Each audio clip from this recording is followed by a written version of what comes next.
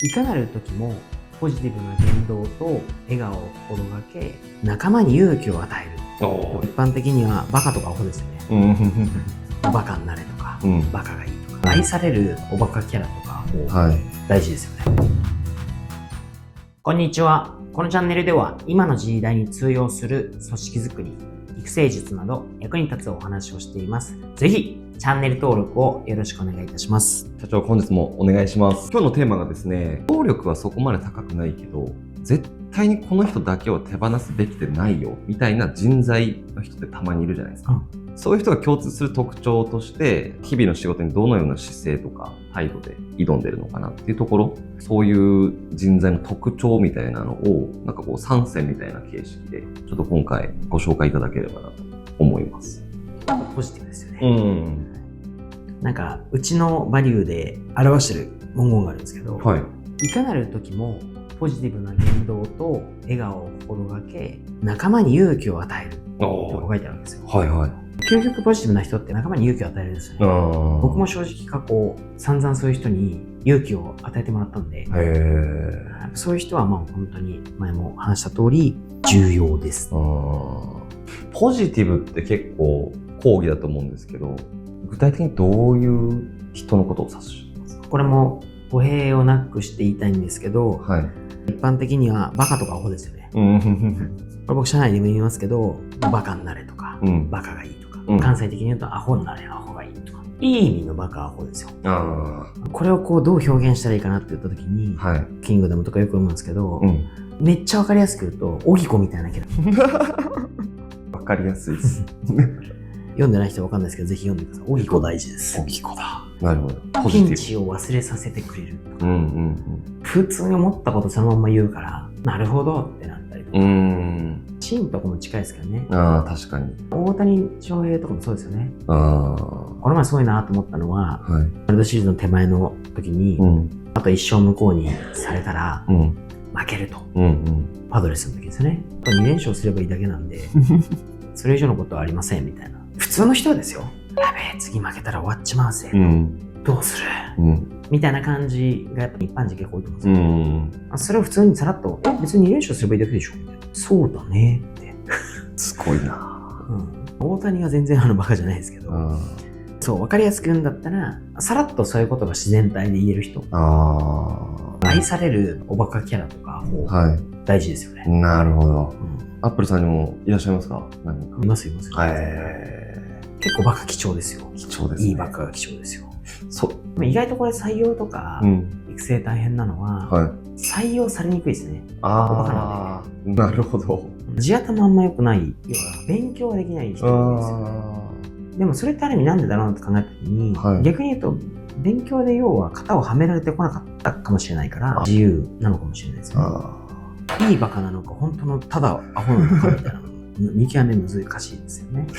育成するにもそんな人別に育成できないんで。あとはどっちかというと会社っていう方にはめると遮っちゃう可能性が高いですよね。遮る。そういう人はバカだから重宝しないとか、話がちょっとずれちゃうからいらないとか。なるほど。虐げられるパターンも多い。評価されないことが多いですよね。でも毎度言いますけど、全てが個人のプレイだったら、エースみたいなの揃えればいいですけど、エースストライカーだけ揃えればいいですけど、チームとしていろいろこう勝つっていく、いろんなキャラクターが必要ですし、やっぱ人の個性を生かすってことすごくテーマとしては大事なので、そういうキャラでもダメなところはダメかもしれないけど、いいところはいいと言って、伸ばしていったりとか、それを重宝するやっぱりその組織文化とか、許容がないと、経営者とか幹部に。だって普通に考えたら大きく使えないと思うじゃないですか。いらねえよみたいな。でもチームとしては必要なわけですよ。間違いない。ありがとうございます。2つ目は何でしょうか？本当はこれ一番に言いたいですけど、誠実ですよね。これも言葉をもうちょっとブレイクダウンすると、正直とか、純粋、真摯であるとか、だって約束を守る。大事ですね。やっぱこれ全部複合していくと、最初にやっぱ信頼できる。これって、またキングダムシリーズで考えたら、僕は一番やっぱ真かなと思います。間違いないですね。真もちょっとおバカキャラですけど、最もある意味誠実だなと思って。確かに。だって絶対に正直だし、純粋だし、紳士だし、約束守るじゃないですか。人として絶対信頼できますよね。だからやっぱりそう最終的にも大成すると思いますし、大事ですよね。誠実さ、確かに。これもいつも会社で言いますけど、逆だったらどう思うのっていつも言うわけですよ。嘘つき、腹黒い、約束守らない、やばいよねって。逆を言ったらそのぐらいになるわけですから。そうですよね。ありがとうございます。最後3つ目は責任感ですね。なんかこれもうちの会社のバリュー的なもので置き換えて言い方変えると、責任っていうのは取るものではなく、任された責務を果たすことって言うんですよね。だから責任っていうとこうイメージがですね、責任取ってやめますとか、なんかそういうのばっかりメディアで流れるから、責任を取りたくないみたいな、なんかイメージが錯綜しますけど、僕らの中の解釈、言葉の定義は、責任っていうのは任された責務を果たすことを責任とアップルでは呼びましょう。基本の定義はそこなんですよね。なるほど。任された責務を果たすっていうことに関して、一番最もその責任感を持ってる人っていうのが、仕事は仮に能力がそんなになかったとしても、必ずやらなきゃと。必ずやるんだと。そして必ず時間かかっても責務を果たすと。みたいな人じゃないですか。そういう人はやっぱり貴重ですよね。これもキングダムシリーズでいくと、地味ですけど、エンさんとかね、そういうシーンがあったんですけど、エンさんしか持ち合わせないものありますよと。それは責任感だ。熟読されてますね、責任感ですね、3つがね。ポジティブ、誠実、責任感。パッと思い浮かんだらその3つですよね。繰り返しになりますけど、やっぱね、バカとアホは重宝ですよ。バカとアホ。これって、なんか、先天性的なものなんですかね？それとも、意識的にこう、なれるものなのか？なれるとは思いますけど、先天性的なものも強いと思うんで、そういうキャラは貴重だと思うんです。そうですよね。だって、シンもある意味おバカキャラだし、アホだし。孫悟空だってそうですよね。確かに。大体主人公多いですよ、そういうの。多い。強いですよね。普通の人はやっぱり常識がとか、こんなことをしたらどう言われるか見られるかとか、バカな人とかアホな人考えないんですよ。そういう人がうまくいったら、すごい成功しただって言われるわけですよ。なるほど。でも、プロセスを見ていくと、こいつ頭おかしいんちゃうかみたいなね、人って結構いるんですよ。でもそのぐらいのやっぱりこう、能力も立派な能力だと思いますけど、がないと突き進めない。ちょっと視点がずれてるんですよね。いい意味でずれてるわけですよ。なるほど。だから貴重ですよ。番外編じゃないですけど、他にもこういうタイプの人は手放さない方がいいよ、みたいなのってありますか？目的意識が高い人とか必要かもしれないですね。なぜ攻撃すげえする人、完璧に Y が強い人。なんでこれこうなってるんですか？なんでこういう仕組みにしてるんですか？なんでこれやるんですか？意外とみんな日本人従順の中にいないですよね。すごい疑問を持てる人ですよね。確かに。こういう人はやっぱりすごく成長するポテンシャルがありますよね。だって疑問を持つってことは、知りたいから考えたりとか調べたりとかするじゃないですか。子供の時のね、例えばそういうのって純粋にあるじゃないですか。いっぱい。なんでこうなってんだろうなとか、なんで嬉しいんだろうなとか、なんで楽しいんだろうなとかっていっぱい考えるんですけど、どうやって上手くなるんだろうなとか含めて。大人になるとやっぱ考えなくなりますよね。確かに。子供の方がスポンジのように吸収力とか学習能力、記憶力も含めてありますよ。確かに物理的にもそうなんですけど、思考的なものも大きくあると思うんですよ。何も知らない方がやっぱ興味もすごい湧きやすいとか、疑問を持ちやすいとか、いろいろ大人になって知っちゃってくると、どうせこれこうなってんでしょ。考えても俺に別にメリットないからいいよみたいな。なんならもうあまりそういうのを入れないようにしてるみたいなね、なっちゃうじゃないですか。それよりもどんどん何をどうのようにやるかばっかりになっちゃって、その中でもやっぱりその怖い、なぜっていう思考が強い人は結構成長ポテンシャルがあると思うんですよね。あとはこれどういうか難しいですけど、時間軸が長期の人の方がいいですね、短距離。目線がなるべく長い目線で考えられる人。なるほど。そうすると結構話しやすいというか、短期目線だけじゃなくて長期をすごく見てるので、考え方がやっぱりこう、なんだろうな、視座がちょっと上がってるとか、視点がちょっと広いとか、視座が高いとか、そうなりますよね。確かに確かに。短期であればある人ほどちょっと残念というか、一定仕方ないのもありますけど、なるべく長期を持ってる人が現れたら、それは逆に言うと貴重だと思うんですよね。長期目線で考えられるんで。なるほどですね。あとはなんだろうな、客観的な人ですかね。言い方変えて相手の立場に立てる人。意外と客観的視点は大事ですよとか、相手の立場に立ちましょうねって言葉はよく使うんですけど、実際に立てる人ってあんまりいないんですよね。そうですよね。じゃあなんで立てないのかなって考えたときに、それに関してはやっぱ経験とか知識すごい必要なんですよね。例えばですけれど、人生って自分の人生しか生きてないじゃないですか。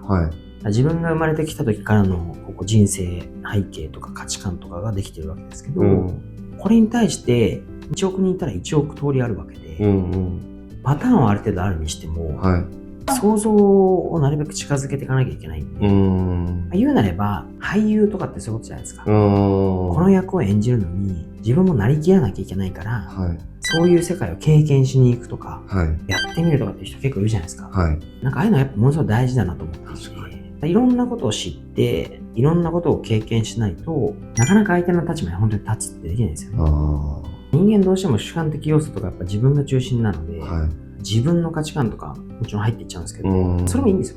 だけどやっぱちょっと一旦置いて相手の立場に立って考えられる人が、さっきのなぜと近いかもしれないですけど、なんでこの人がこんなこと言ってるのか、言動行動を取るのかって言った時に、その人のバックグラウンドとか、考えていることとかを読み解けると、多分こういうことを言いたいんだろうなと。合ってるか合ってないか分かんないですけど、でもそういうふうに考えられるんですよね。したら結構そりゃそうだよなって思うことも結構あるわけですよ。それが分かると割と解決とかできることも多くて、あいつなんで怒ってんだと、ちょっと待ってよ、一旦感情を置いて客観的に事実はこれとこれとこれでしょうと、でここが気に障ったんじゃねえかみたいな、そこは確かに俺悪いなと、ごめんと言ってすぐ終わる方もあるんですよ。自分がそういうことをされたら気にしないけど、彼にとってはそれがものすごく気になることだったっていうのを気づいたり考えられることができれば、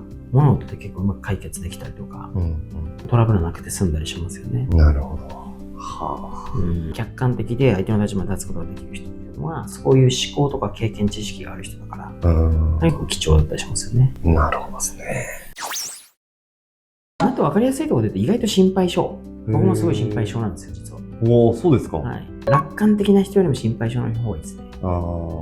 経営やってると、管理者になると特にそうだと思うんですけど、僕が結構オペレーションの中でとある部分で気をつけてるのは、悲観的に考えて楽観的に行動するっていうテーマのところなんですよ。理由としてはリスクヘッジができるんですよね。なるほど。悲観的に考えるってことは、これでうまくいかなかったらどうしよう、こういうパターンが来たらどうしよう、ああいうパターンが来たらどうしようっていっぱい考えるんですよ。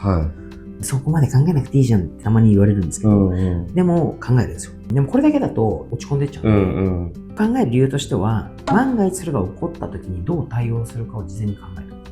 これ一番大事なんですよね。心配性だから。でも実際に行動が始まったら、極端な話、なんとかなるよ俺がやるんだからぐらいな感じで楽観的にやります。むちゃくちゃ大事ですね。これは周りに対する影響が違うんですよ。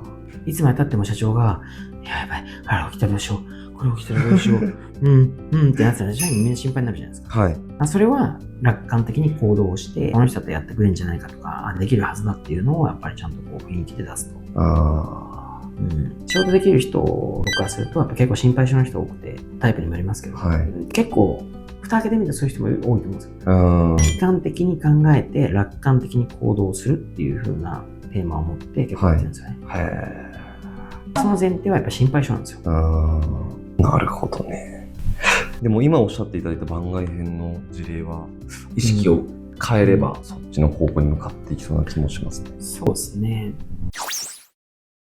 3選って言われたら、誠実、ポジティブ、責任感かなとお話ししましたけど、その他、why、なぜと考える人、よく考える質問、疑問をすごく出る人、長期の時間軸を持っている人、考えられる人、客観的な思考を持っていて、相手の立場になって結構考えられる人、心配性な人って言ったんですけど、なんかやっぱりチームなので会社も、それぞれの個性を、強みを生かしながら、心配性の人ばかり100人集まっちゃったら結構大変だと思うんですけど、みたいな話で、チームとして結成していく、強いチームを作っていく中では、そういう素質を持った人というか、顕在的でもいいですけど、能力持ってる人、そういう特性を持ってる人っていうのはやっぱ集めていく。